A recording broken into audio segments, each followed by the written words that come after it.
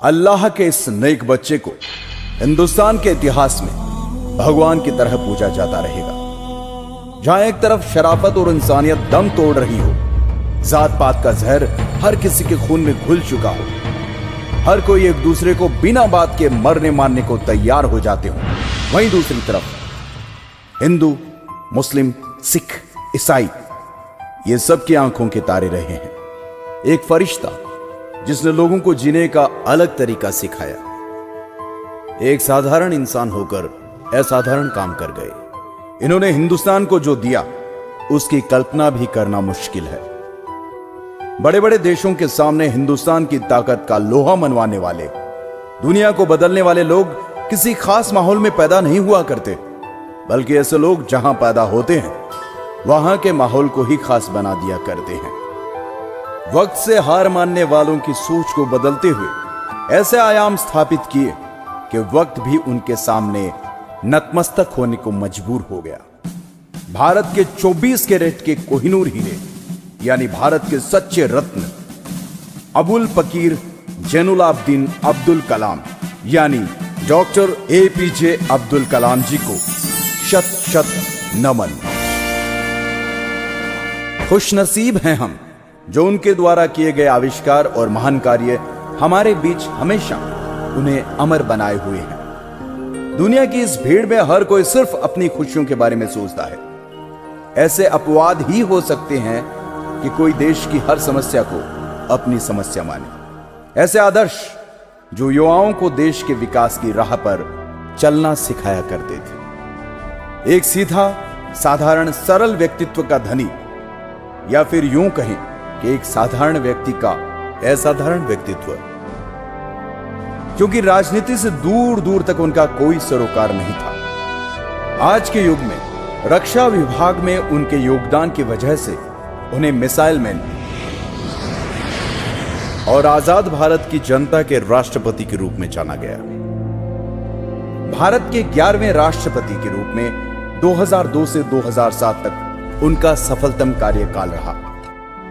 अपने आप को बूढ़ा समझकर सामान्य लोग आराम की राह चुना करते हैं। वहीं 2007 यानी राष्ट्रपति पद से रिटायरमेंट के बाद वह शिक्षा, लेखन और सार्वजनिक सेवा के अपने नागरिक जीवन में लौट आए और अपने द्वारा किए गए अनुभव को चारों ओर बांटने की ठानी।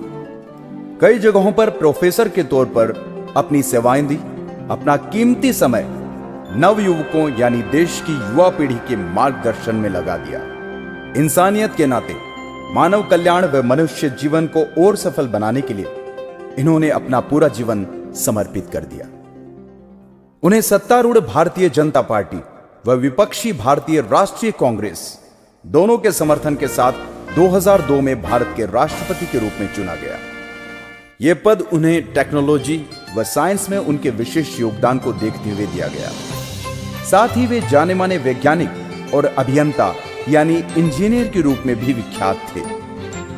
इन्होंने मुख्य रूप से एक वैज्ञानिक और विज्ञान के व्यवस्थापक के रूप में 4 दशकों तक रक्षा अनुसंधान एवं विकास संगठन यानी DRDO और भारतीय अंतरिक्ष अनुसंधान संगठन यानी इसरो संभाला। वह भारत के नागरिक अंतरिक्ष कार्यक्रम और सैन्य मिसाइल के विकास के प्रयासों में भी शामिल रहे। इन्होंने 1974 में भारत द्वारा पहले मूल परमाणु परीक्षण के बाद दूसरी बार 1998 में भारत के पोखरण द्वितीय परमाणु परीक्षण में एक निर्णायक, संगठनात्मक, तकनीकी और राजनीतिक भूमिका निभाई, जिन्होंने अंतरिक्ष और रक्षा विभाग में भारत को इतना बड़ा योगदान दिया जिसे शब्दों में बयां करना मुमकिन नहीं। डॉक्टर कलाम साहब का कहना था, सपने वो नहीं होते जो आप सोने के बाद देखते हैं, सपने वो होते हैं जो आपको सोने नहीं देते। कहते हैं कामयाबी किसी को इतनी आसानी से नहीं मिला करती। कलाम साहब के भी संघर्ष का ही परिणाम थी उनकी कामयाबी। सीखना उनकी जिंदगी का पहला उसूल था। उनकी शब्दावली में घमंड जैसे शब्द की कोई जगह नहीं थी। उनका जन्म 15 अक्टूबर 1931 को तमिलनाडु रामेश्वरम के एक साधारण मुस्लिम परिवार में हुआ था।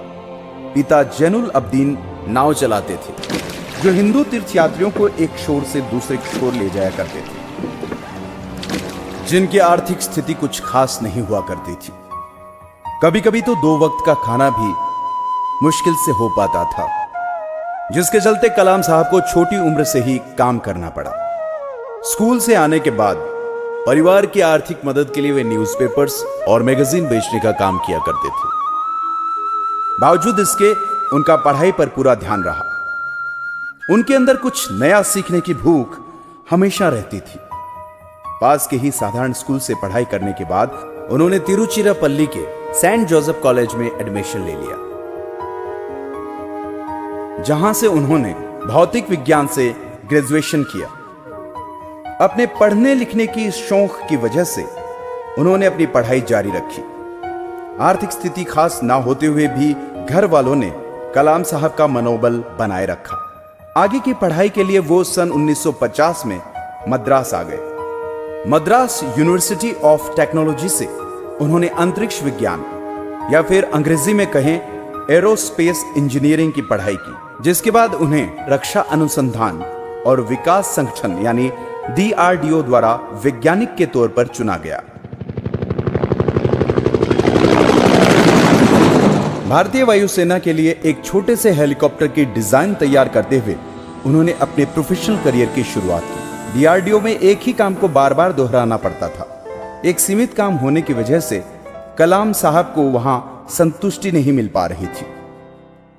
लंबे समय तक यहां काम करने के बाद उनका ट्रांसफर भारतीय अनुसंधान संगठन इंडियन स्पेस रिसर्च ऑर्गेनाइजेशन यानी इसरो में हो गया, जहां उन्हें भारत के सैटेलाइट परियोजना के डायरेक्टर के रूप में नियुक्त किया गया, जिसे कलाम साहब ने सफलतापूर्वक निभाया। उन्हें लगने लगा था कि वो इसी काम के लिए बने हैं, जिसके बाद उन्होंने कभी पीछे मुड़कर नहीं देखा।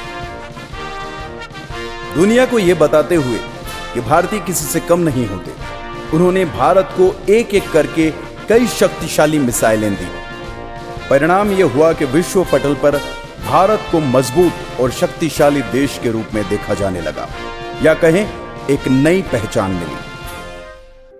27 जुलाई 2015 वो मनहूस घड़ी जब शिलोंग में युवाओं के साथ अध्ययन कार्य के दौरान दिल का दौरा पड़ने से कलाम साहब का निधन हो गया। यकीनन उन्हें जन्नत नसीब हुई होगी। उनका कहना था, जीवन में कठिनाइयां हमें बर्बाद करने नहीं आती हैं, बल्कि ये हमारे छुपे हुए सामर्थ्य और शक्तियों को बाहर निकालने में हमारी मदद करती हैं। कठिनाइयों को यह जान लेने दो कि आप उससे भी ज्यादा कठिन हो।